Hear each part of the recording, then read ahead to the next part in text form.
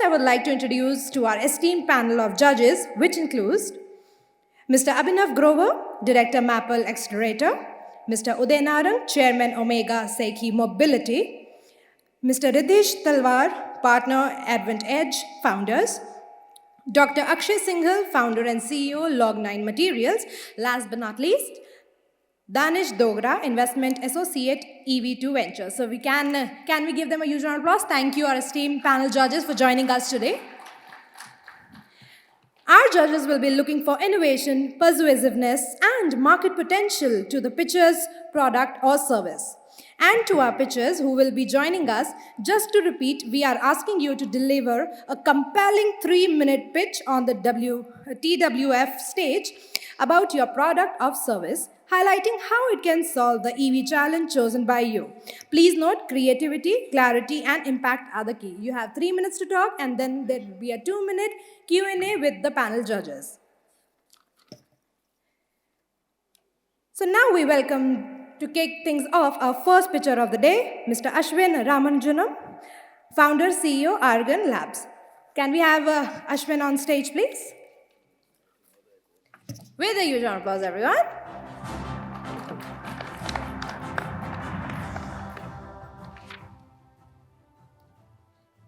Okay. Hi, I'm Ashwin, founder and CEO of Argon Labs, and we are building a charging solution for light EVs, unlike anything you've heard before. What if I told you that you could fast charge your electric scooter at home, at your office, or wherever you park? Before I show you how, let's take a look at how charging is done today. So every electric scooter comes with this box. It's a portable charger that plugs into a 5-amp outlet, but it is quite slow. It takes 5 to 6 hours for a full charge, and it's inconvenient, especially if you live in an apartment. Only other option is to go to a charging station, but there are very few of these. It's an expensive solution to scale, and there is no interoperability. So just to compare these solutions, on one hand, you have portable chargers where you don't really need infrastructure, so it's inexpensive, but charging is slow. If you want fast charging, you need to spend a lot of money on infrastructure in the form of charging stations or battery swapping. Where you want to be is in the top right, where you get fast charging without expensive infrastructure. And that is what we're doing. How do we do it? Introducing integrated power converter. It's the first combined onboard charger and motor controller in the world. It's so compact that it fits on any two-wheeler. And you just plug it into a 15-amp outlet or level 1 charge point to get 15 kilometers of range in just 10 minutes. So onboard fast charging is good, but why integrate it with a motor controller? So 15-amp outlets are great. You can draw 3 kilowatts from them. They're very inexpensive, and they're everywhere. Problem is with 3 kilowatt chargers. They're just too big, heavy, and expensive. Not something that fits on a two-wheeler for sure. That is why we have combined a 3 kilowatt charger and an up to 8 kilowatt motor controller into a single unit. And what this means is it is 50% lighter and smaller than these two components would be separately. It costs 30% lesser. And because of superior thermal management, it gives up to 15% more range. And of course, we've patented it. We have already integrated it on multiple two-wheelers, and it does fit on most of them, as you see here. Like I said, 1 hour full charge from any 15-amp outlet, or 15 kilometers in 10 minutes if you prefer to see it that way. And the motor controller is scalable up to 12 kilowatts. So what this means is it works not just for two-wheelers, but for three-wheelers as well. And while for three-wheelers it might not offer fast charging, it does significantly improve reliability over portable chargers, and at no extra cost. And these portable chargers have very high rates of failure today. But charging time is still reasonable. You can get a full charge in about 2 to 3 hours from 15-amp outlets. And we have already, like I said, integrated it on an OSM vehicle with a Log9 battery pack. And obviously, we can integrate it with any combination of battery pack, motor, and transmission. We can customize the motor controller for your requirements, charging speed for your battery, no problem. So yeah, these are all the vehicles we've integrated it on so far. We're talking to multiple OEMs, including some in the audience today. And we're doing pilots with some of them as well. and I hope to find more opportunities for pilots here. So yeah, that's my pitch.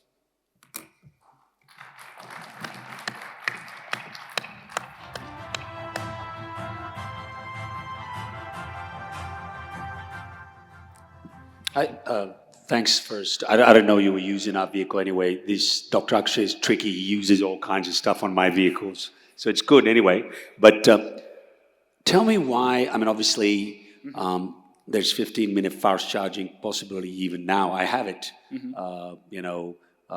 There's a very significant player out there in the market right now. So tell me why, if I have to scale you up to 10,000 or 20,000 vehicles, and since my partner Log9 is here also, why is this so different from what I have got? Actually, I'll tell you, I got 5-minute fast charging coming down a road in about 3-4 months. Sure. Maybe, a bit later once I get ARAI. So if you could explain that, that'd be great. Thank you. Sure. So I think what matters isn't really charging time, but time spent on charging. And it's a bit of a subtle difference. So the thing with most fast charging solutions is they are kind of expensive to scale. And they get more expensive the faster charging gets, just because you need more and more power to charge faster and faster, right? So there is this kind of coupling between charging speed and how much scale you can reach, right? Faster charging means more expensive infrastructure, means you can scale it lesser, and it's kind of a circular problem. This also means people have to travel further to get to a charging station, so they'll kind of expect faster charging. So it's kind of coupled. Our solution essentially breaks that coupling, right? So what I'm saying is you get charging speed depends only on the hardware that's on your vehicle, and infrastructure cost doesn't depend on charging speed, right? So today we're building a 3 kilowatt charger. Tomorrow I can build a 6 kilowatt charger for your three-wheeler. What you'd need is 3-phase power, which is not that hard to set up, right? So you have 6 kilowatt charging in much more places than, let's say, 30 kilowatt charging. So again, to go back to the point I started with, what matters is time spent on charging, not charging time. So if I tell you, here's a 5-minute charging solution, but I have to travel half an hour to go to this charging station for 5-minute charging, not a great thing, right? Instead, if I tell you, okay, charging is going to take 40 minutes, but you can do it right where you park your vehicle, my mind, that's a lot better. So the three-wheeler, what's the cost approximate right now? Right. That's going to matter, right? Sorry? The pricing is going to matter, right? Yeah, so it's about 20 to 25,000 rupees. Again, depends on spec, obviously, but like I said, it will be kind of cost neutral compared to your existing motor controller and portable charger. So I didn't have time to give context here, but the way we are doing integration is by eliminating redundancies between these two systems. So you would expect the cost to go down. How many kilometers have you tested this? How long have you tested this with Log9? Right, so we actually got this three-wheeler only 2 weeks ago. So we got the integration done in about 10 days, and we haven't done much testing. We just haven't After had time. After you do 10,000, come see me, okay? After Sure. you've done 10,000, you have the data, come see me. Give me 5 vehicles and a month. I'll do it. I'll talk to Dr. Akshay. Great, thanks. So basically, it's an onboard charger coupled with a motor controller, right? Correct. So how does it, why should I go with your solution when I can take an onboard charger, I can take a motor controller and just kind of fit it? It will give me the same kind of implication, right? Sure. Again, like I said, so for three-wheelers, really what we're offering is the reliability of an onboard charger with no increase in cost. In a three-wheeler, sure, you can say, okay, there is enough space for me to put a separate onboard charger, and you can do that, I will agree. But the real USP is in two-wheelers, where there simply isn't enough space to put a 2 or 3 kilowatt charger. This is the only way to do it, unless you're willing to spend a lot more money and go for like silicon carbide or gallium nitride chargers, which are a lot more compact and a lot more expensive. So we are able to put a 2-3 kilowatt charger on a scooter without that cost increase. So your USP is saving cost on hardware, or the USP is that I have provided an integrated solution which is more reliable? So like I said, depends on which vehicle, right? So for three-wheelers, it's definitely reliability at a cost-neutral solution. For 2 and 3-wheelers, really, I think it's kind of binary. With this, you can put a 3 kilowatt charger on board. Without this, let's say, practically speaking, you can't. Okay, thanks. Come see me, okay? Come see me. For sure. Yeah, thanks. What about for two-wheelers? What kind of modification to the body would be required from the OEM's end? Does it fit in, 90% of the vehicles? Right, right. So the vehicle we showed you was a Hero Nix. Luckily, there's a lot of space in that vehicle on the floorboard, so we pretty much just had to weld a few mounting points. No problem with space. But I will admit that it's not as easy on every vehicle. So I think this kind of goes without saying. It is a pretty critical part of a vehicle. So it has to be engineered into the vehicle from, let's say, the beginning.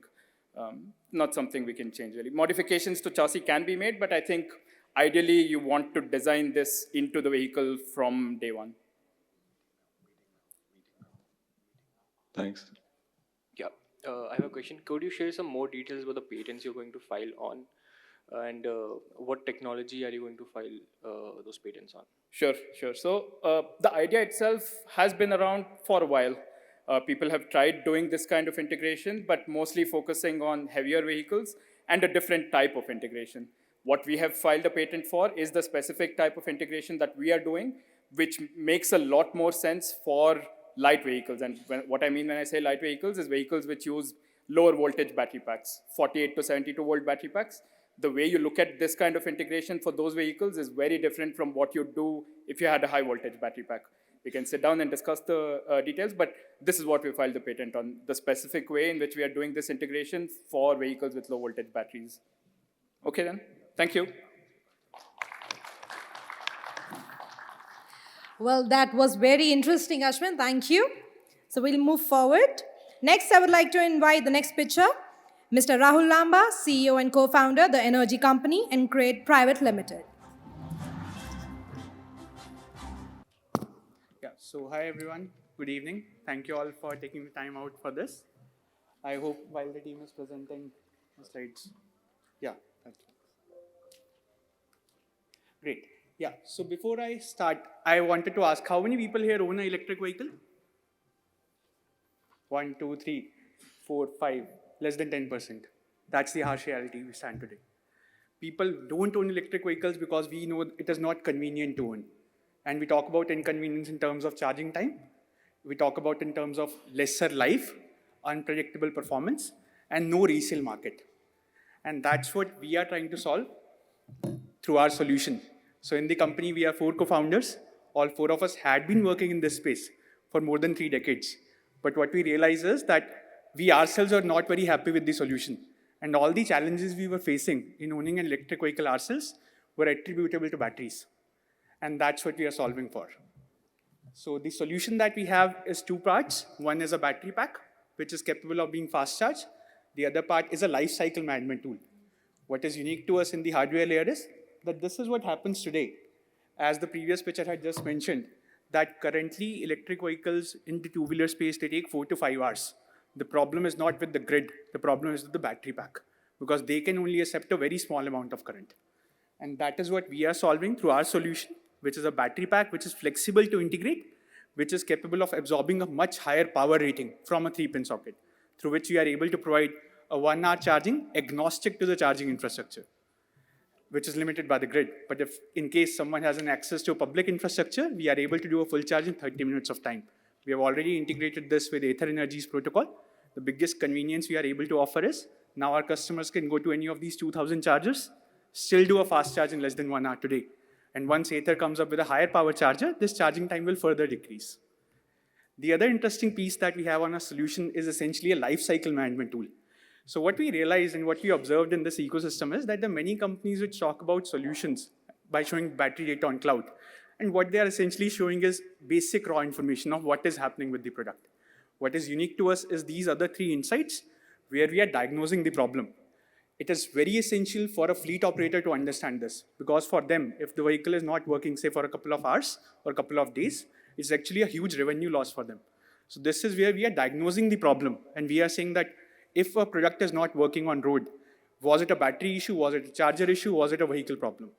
And this is also serves a very critical need for vehicle financiers, because they are able to see this as a single point of truth on cloud, that whether the asset they have financed, what is the remaining economic life of the product. But the best part of our solution actually comes from the prescriptive analytics piece, where what we do is we capture information of how people are using their batteries, and based on the data we collect, we are able to provide them extended warranty, which is very unique to the Indian ecosystem, depending on the customer use case. And honestly, this is how we are positioning ourselves in the ecosystem, is that we focus a lot on collaborations. We collaborate with vehicle OEMs, they get very high differentiation, they are able to upsell their product. We collaborate with charge point operators, we are increasing their revenue potential 5 times. Because currently, whatever hardware they have put up, their revenue is limited by the speed at which batteries can accept that charge. And we are doing this agnostic to the charging infrastructure. So the other point that the previous pitcher mentioned, that imagine you have to travel half an hour to take to a charging location, we have actually solved for it. So you can go to any of these public infrastructures, still do a fast charge over there.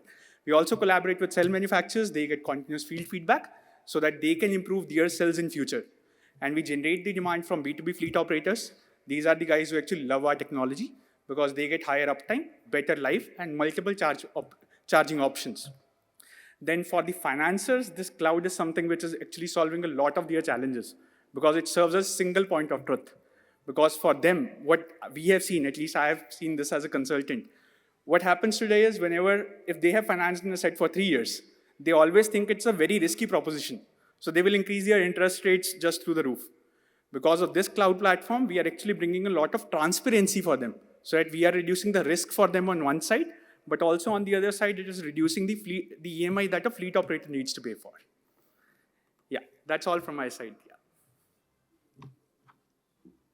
I have a question. I think this is a recommendation. I think, the people that you've tested with, I'd recommend you maybe choose some OEMs which are probably different. This is my recommendation. Definitely. I think they're not a good representation today of the market. This is just my 2 cents. Yeah. Also, you said you speak to cell manufacturers. Yeah. Which cell manufacturers actually have you worked with and where? Yeah, so we are working right now with 2 global cell manufacturers. One of them already has a production facility in South Korea. They are putting up a facility near Bangalore. And the other one is a facility in US. And their advisor is Jeff Dan, the person who invented NMC chemistry. So And how many vehicles, I mean, if you put a lot of please. names up there, Yeah. how many vehicles, what's the size that you've actually done this with? Yeah. So right now we are deployed it at a fleet of 50 batteries on field with all the B2B use cases. And based on which we have signed purchase orders with a couple of OEMs, and we are just in the phase of deploying them. The OEMs that you listed, or? There are a couple of them which we could not list because of the NDAs. Yeah, I mean, those OEMs don't look like to me. Exactly, Gonna they are give no you more longer than OEMs. 50, my friend. Definitely. I mean, you need scale, right? Yes. Yeah, okay, thanks. Rahul, what's the relation between these two very different businesses, right? One is on the hardware side, the other is a total B2B SaaS. Yeah. So why both? Yeah. So right now the way we are positioning is we are talking ourselves as a tech ecosystem enabler. So currently this cloud platform only works with our batteries. But moving forward, we are also planning to work and sell only this cloud platform as a SaaS model to other battery manufacturers or to other vehicle OEMs. Got it. So you think other battery OEMs will be comfortable using your software stack? Yes, it's not that on one side it is their convenience, on the other side is there is a financer who will push them for it. Because what we are also working parallelly on is standardizing the battery data protocol. Like if you see any IC engine vehicle today, you get an OBD port where all the basic communication from these vehicles comes on a standard protocol.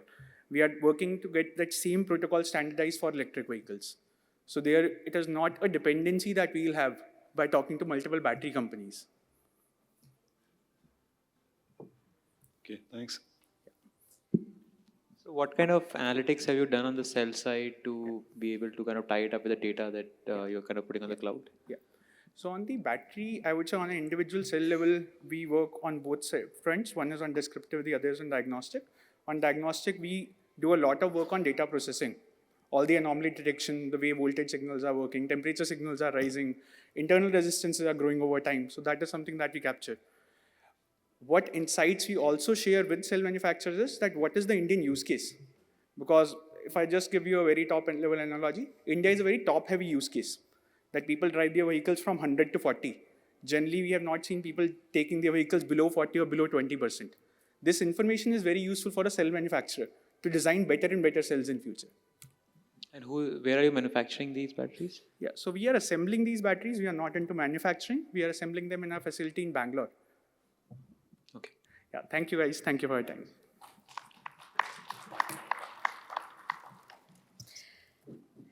Thanks for the enthusiastic participation, Rahul. We move forward to our next picture. We have with us Mr. Pulkit Garg, co-founder from Revire EV Solution.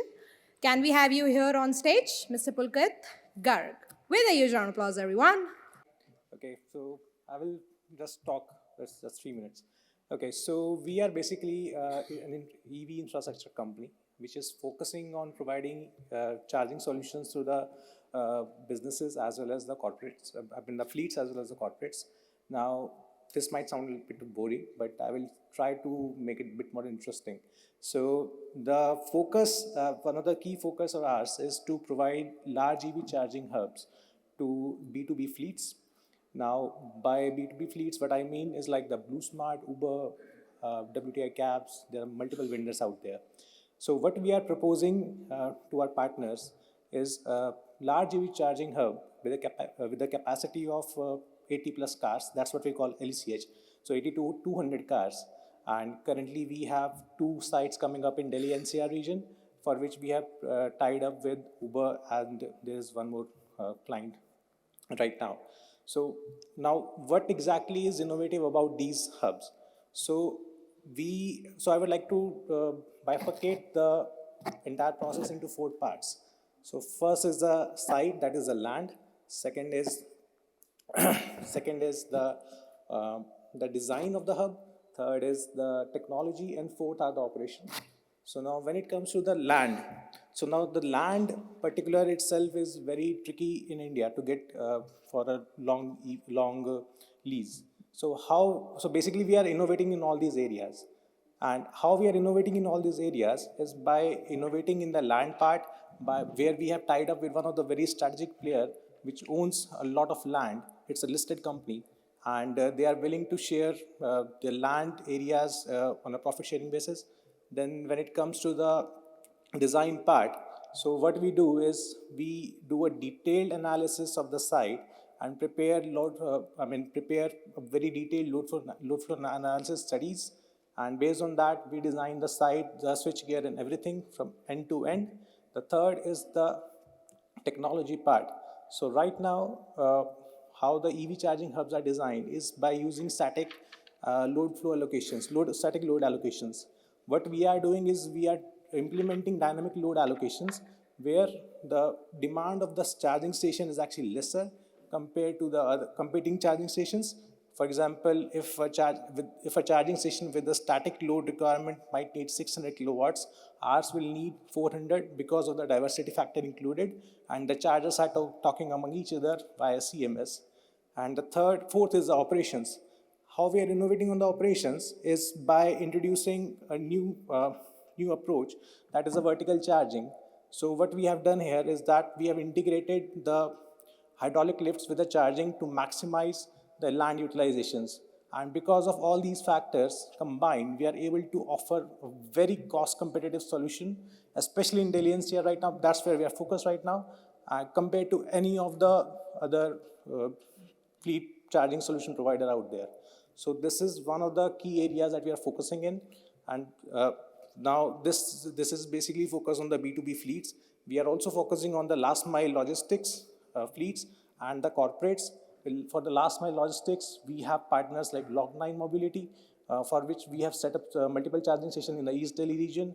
And when it comes to the corporate areas, corporate itself, so what we have done is we have partnered with multiple corporates who are really interested in to get the EV charging solutions because of the ESG goals, as well as to promote the adoption of the EV, as well as to promote the adoption of the electric vehicles among the employees.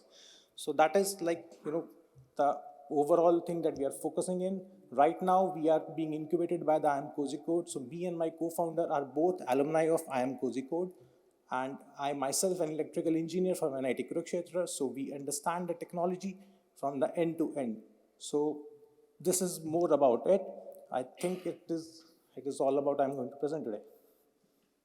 Are your hubs exclusive for Uber and BlueSmart, or do you use? So right now, one of our hub is near airport, that is Samalka. It's pretty close to here, and the civil work is complete. We are having discussion with one of the client to get it up and running. So we expect it to be up and running within No, 2 are they months. exclusive for each company? You'll only So build right for- now it is exclusive. However, that will not be the case going forward. The reason being that to get it up and running, we are currently looking at the bigger players, like Everest Fleet is there, Rove Cabs is there. Then going forward, we will be becoming an aggregator for the smaller fleets also.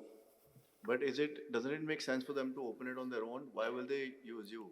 The reason being that the lead time as well as the upfront capital required to open a hub is very high.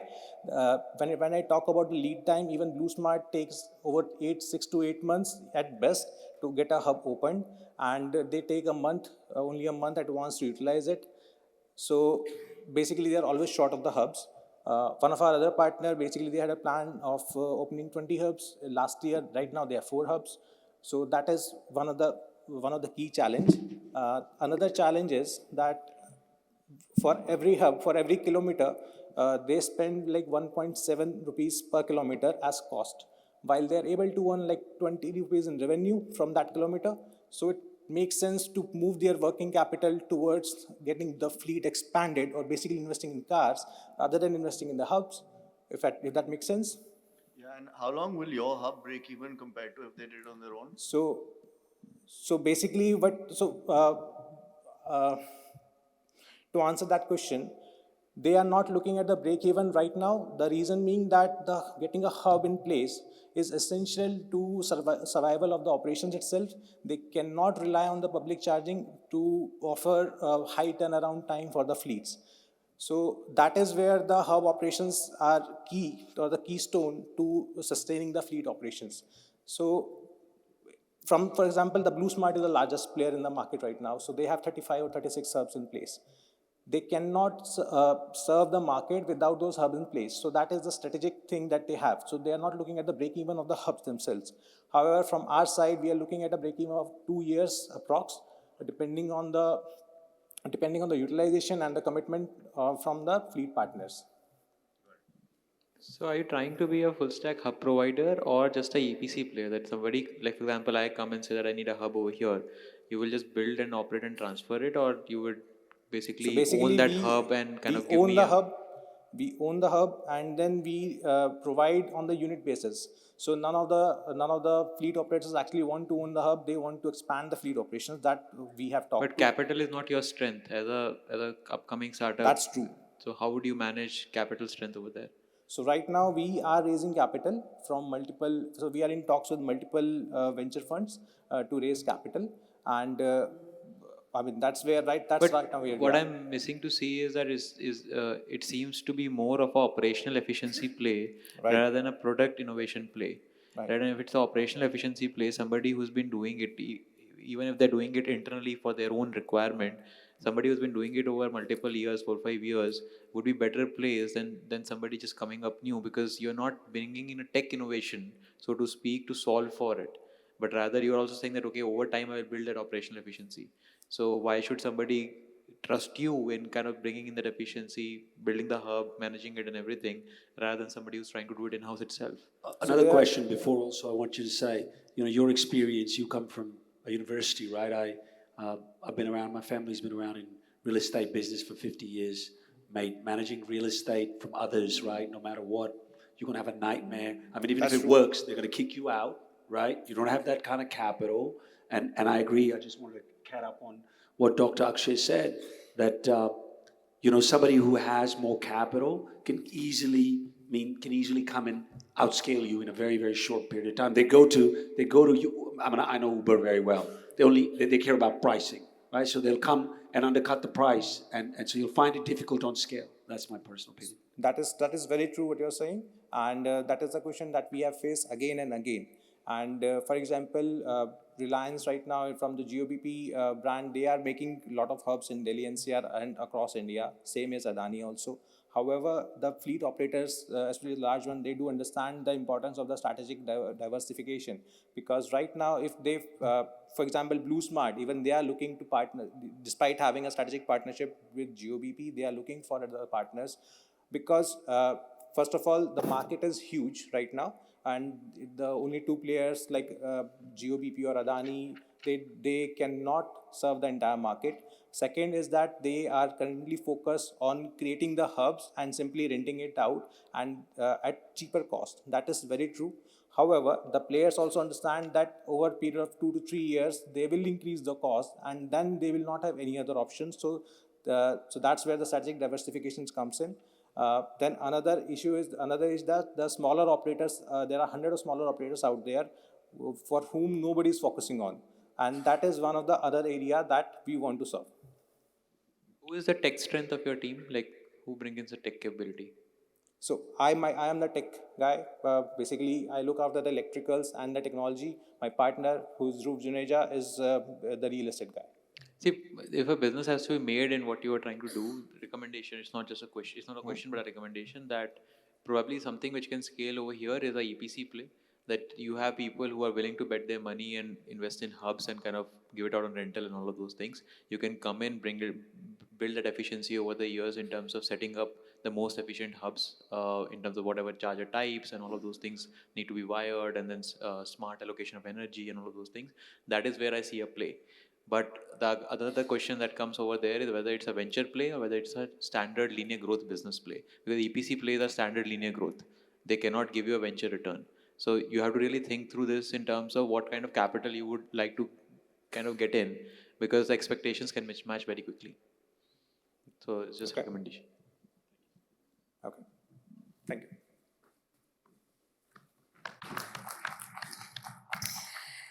On this note, good job, Pulkit. So we'll move forward. Next, we will welcome Mr. Puneet Mohan, innovator and founder, Quantum Leap Systems, LLP. So can we have Puneet on stage?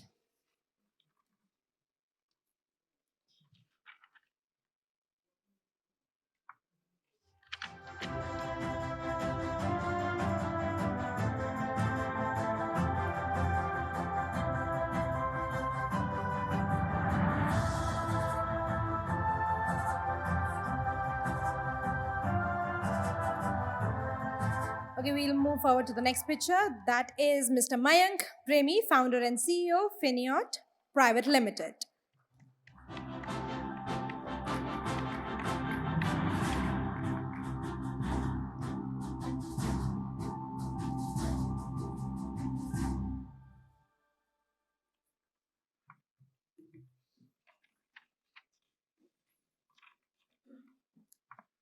Good evening, everyone.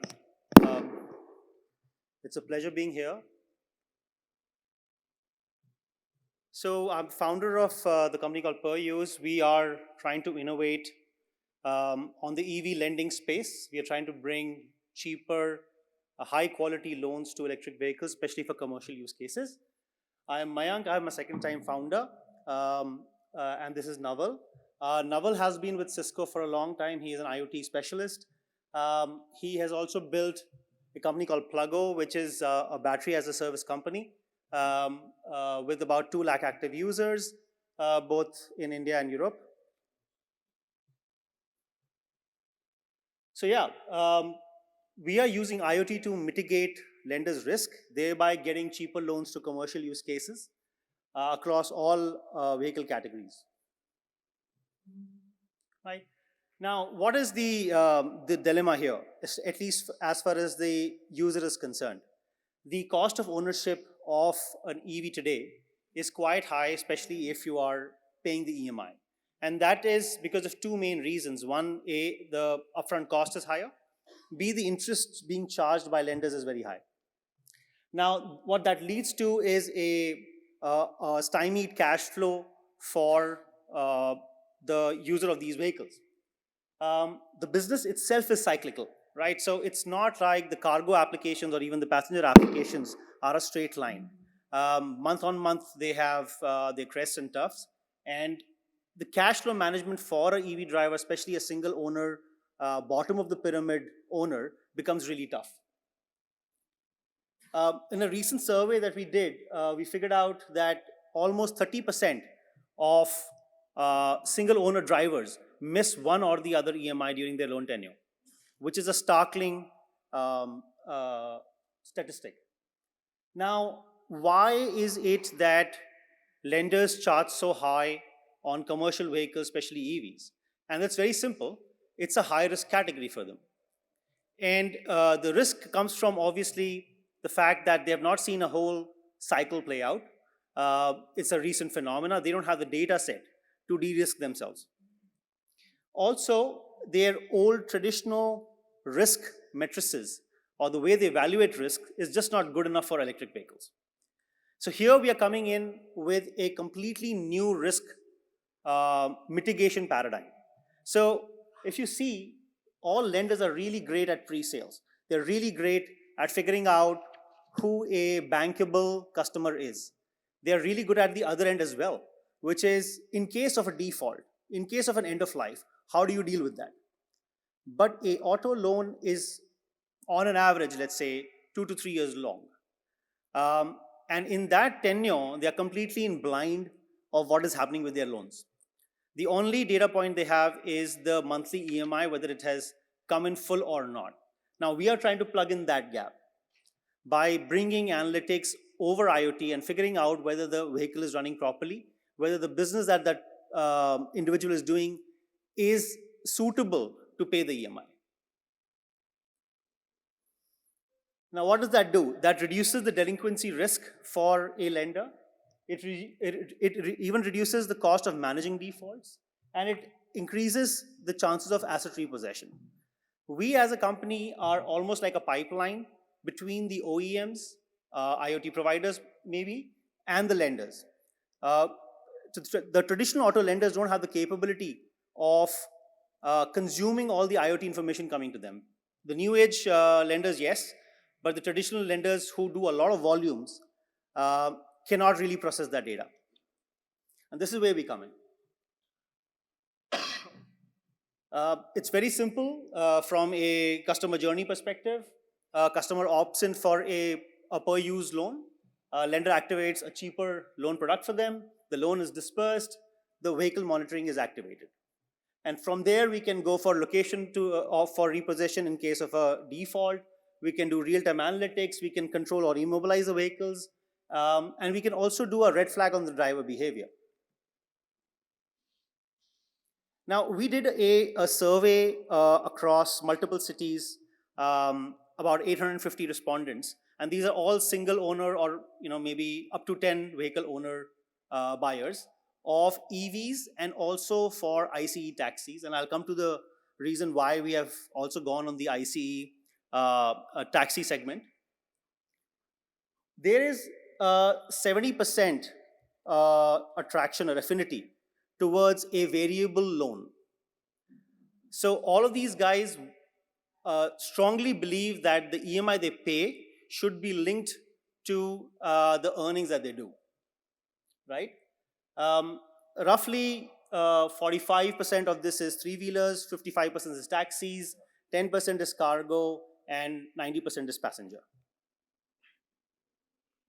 Target groups, fleet expansion through DCOs, drivers and gig workers, electrification of captive fleets, and most importantly, retail sales for commercial vehicles, and this is EVs.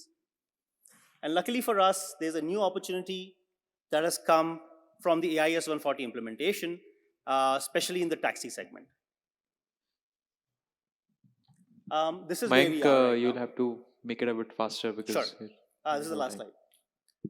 So we are tracking about 4,400 vehicles right now.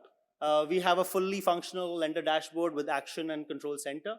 Our IoT data is dirty. We are cleaning it up really well, which is 37% now. DPD prediction accuracy is at 68%. That's it.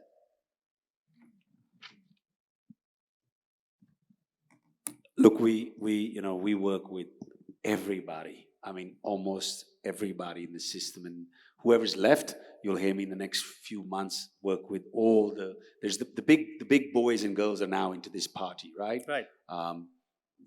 You see where Kapil is today. It's valued at close to 4,000 crores. At Muffin, what he's doing. And I'll be honest, our good friends at Gensol are coming into it. There's some huge places. Look, this is a very hot area. I mean, Vidyut just raised 10 million yesterday. Everybody's in this game. My problem right now is there's way too many people in this. It's the same thing what we saw in EVs. And there's a thing I'm leading to, is that everybody says, I've got a solution for this, right? And I think the area is like when two-wheeler, every Tom, Dick, and Harry said, I'm a two-wheeler player and I'm going to sell 1 million vehicles. I mean, everyone, right? Any startup comes and says, I've got best things in sliced bread. When you come down on the front line, even Ather's having a hard time selling more than 8,000, where the product is very good. So my question is, what do you have? And obviously, there are so many, Alt is there, right? He's doing I've seen him do like analysis more than anybody else. So what is so different? Because there is because this area is hot, the VCs are putting money left, right, and center at this. What do you see so different from what's out there? Because honestly, I know everybody in this game, everybody, especially the bigger boys and girls, who now can get this tech, can get all of this pretty easy. Yeah, I think one of the things that we have been discussing this internally as well. So the question is absolutely spot on. I think the way we look at ourselves is not as a lender ourselves, not as an asset owner. We look at ourselves as a company that can sort of get the traditional auto lenders on board. So if it is the leaders who have been doing auto finance for decades, they are far behind on the technology game. And that's where we come in.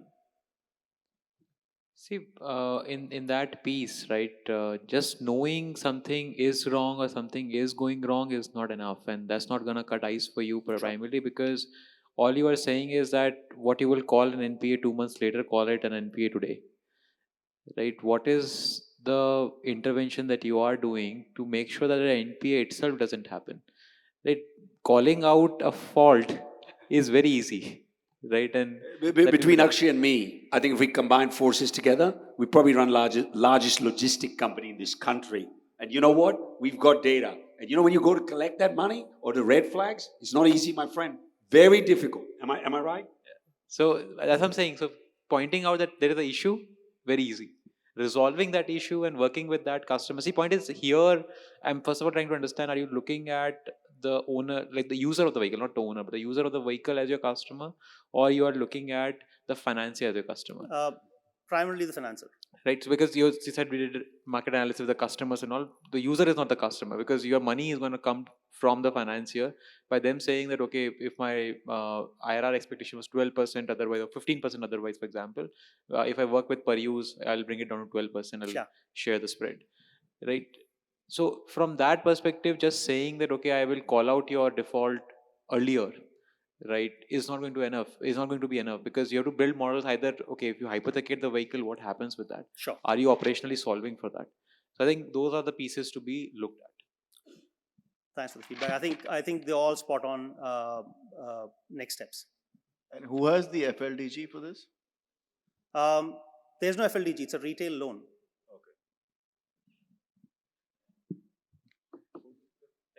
Thank you very much. So that was some fantastic work you are doing, Mayank. So we'll next go forward with the next picture. Mr. Viraj Shetty, founder, CEO, Prevalent Automotive Private Limited. So can we have a Viraj on stage? With a little applause, everyone.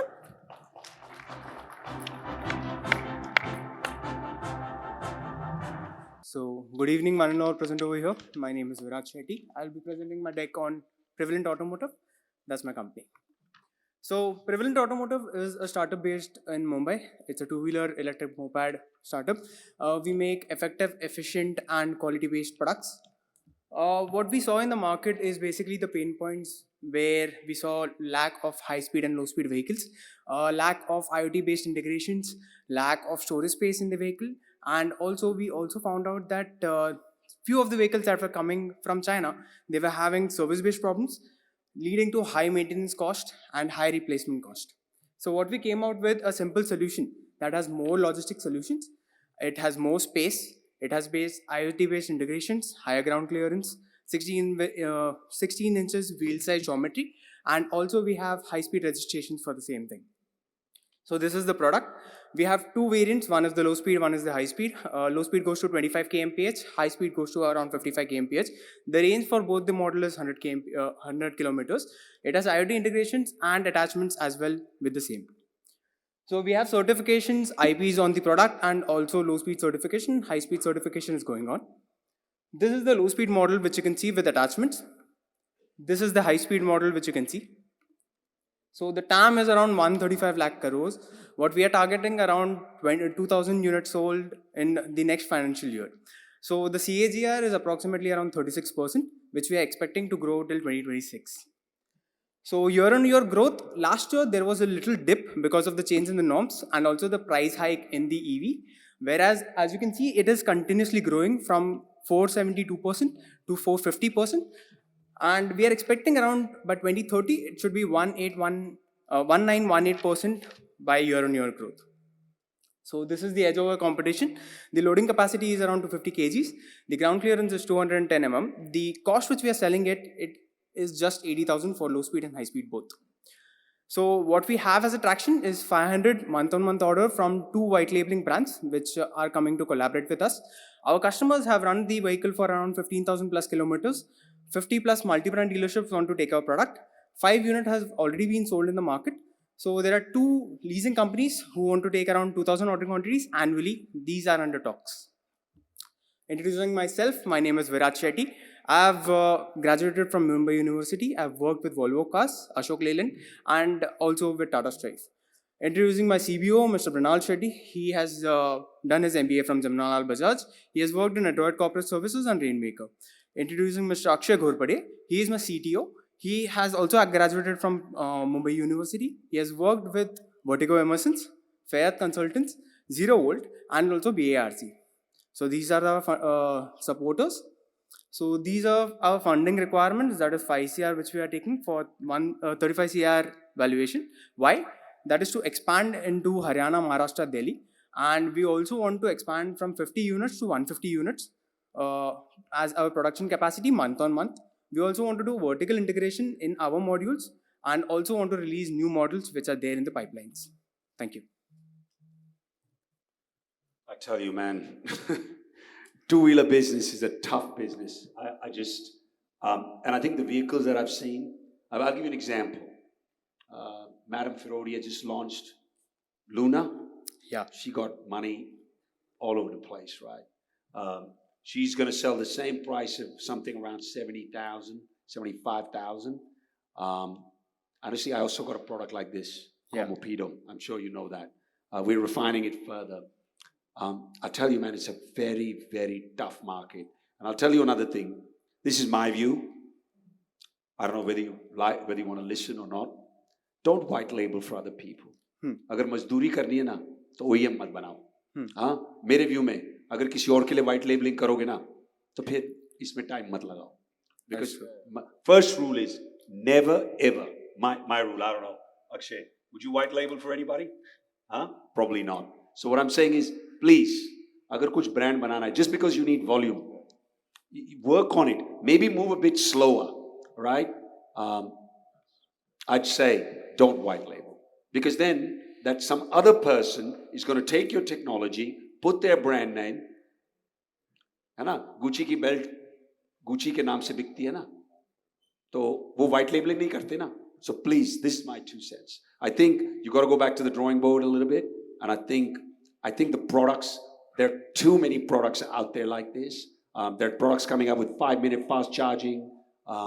There's high speed, low speed market is done. I think that's don't spend your time in low speed market. Dr. Akshay works with somebody. They're building high speed vehicles, with a counterparty in Hyderabad. I just don't think to get the scale. It's not about the money. I just think with so many two-wheeler guys and girls in this game, I find it very tough to make any money. And I said, Ather's got the best product in the market, and he's struggling to sell over 7,000 to 8,000 for quite some time with a several $100 million loss every year. I don't see that technology there. Sorry, I think I'm just giving you feedback so that you go back to the drawing board and come something powerful. Sorry, that's what I have to say. So I would just like to add one point in that. Two things. We are a startup. I understand what you're saying, building a brand, but building a brand takes time. That is true. But also it comes with a price. Like you're saying, Luna is in the market. That is true. Luna is going to come in the market by August 2024. They have not yet started their productions. They have pre-models which are already on the road. But because of them, I'm getting publicity. I'm getting orders placed right now. Second, you're saying not to do white labeling. I totally agree with sir. Even I was not doing white labeling for last year. Then I understood, like, if you want to grow somewhere, you need to have traction, right? Traction doesn't come without doing order quantities. And the traction comes when you start catering to public who actually want this product in the market. I'll tell you, River, right? River never white labeled. He raised $40 million, right? And I saw the guy, right? I think he continued to stay the time.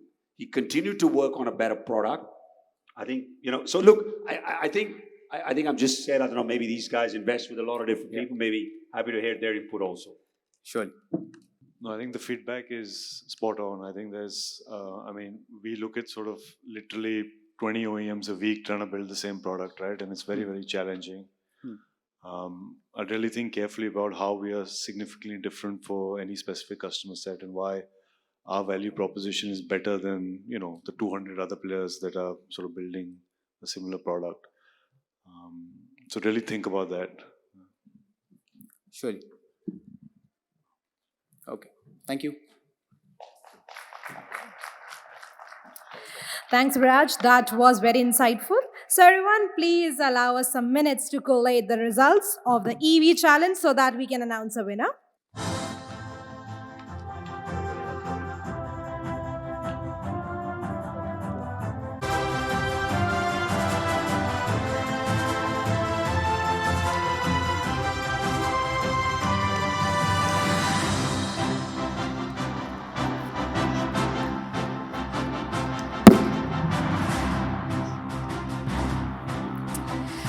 I guess everyone, he deserves a huge round of applause as he has the winner of the EV challenge. Come on, everyone.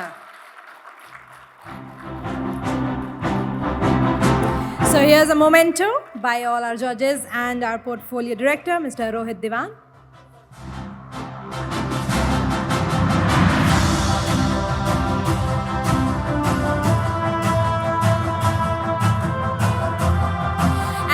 Our judges, for a moment, can you please be with us? I request our judges to be for another minute. Can you be with us? I would request our judges to please present a certification to all our pitchers of the day.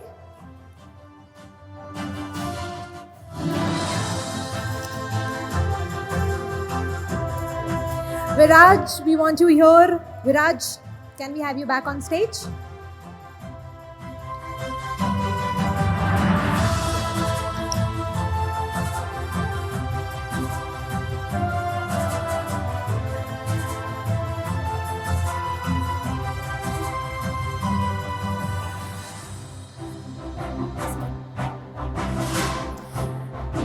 Can we have Mayank Premi?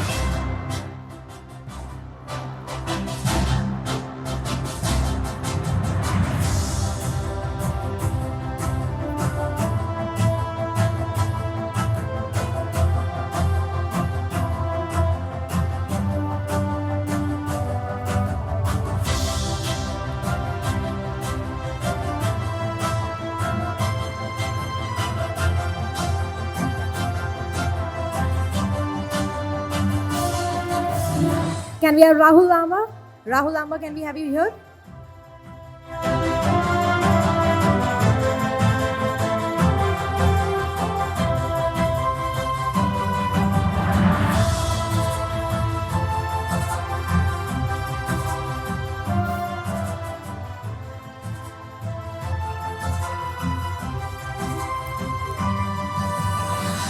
Next, can we have Pulkit Garg here, please?